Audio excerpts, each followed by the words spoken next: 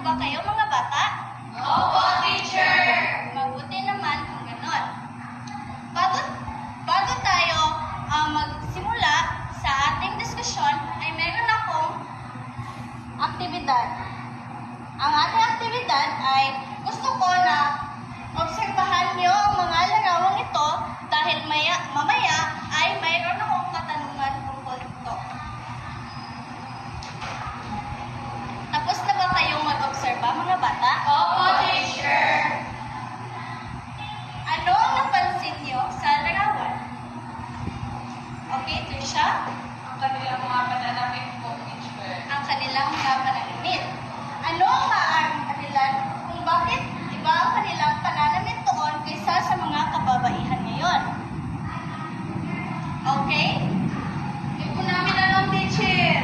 Okay, malalaman natin yan mamaya.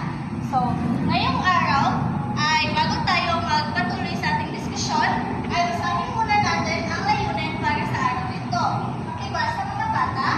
Naunawaan ang epekto ng pananakop sa karapatan ng kababaihan sa panahong kolonyalismo Espanyol. Nakapag-aking ang layuan ng kababaihan noon ngayon gamit ang Venn diagram. Na ipapakita ang pagiging pagkain sa kagawa ng Venn diagram. Maraming salamat mga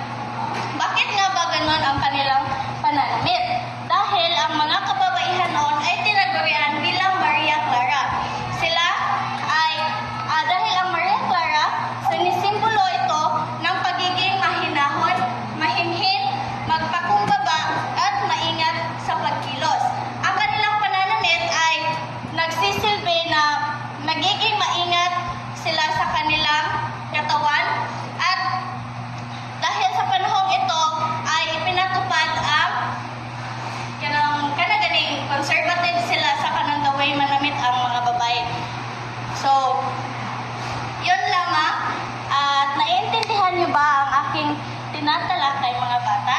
Opo, teacher! Mabuti naman kung ganon. Ngayon, tumako na tayo sa inyong gawain. Pakibasa,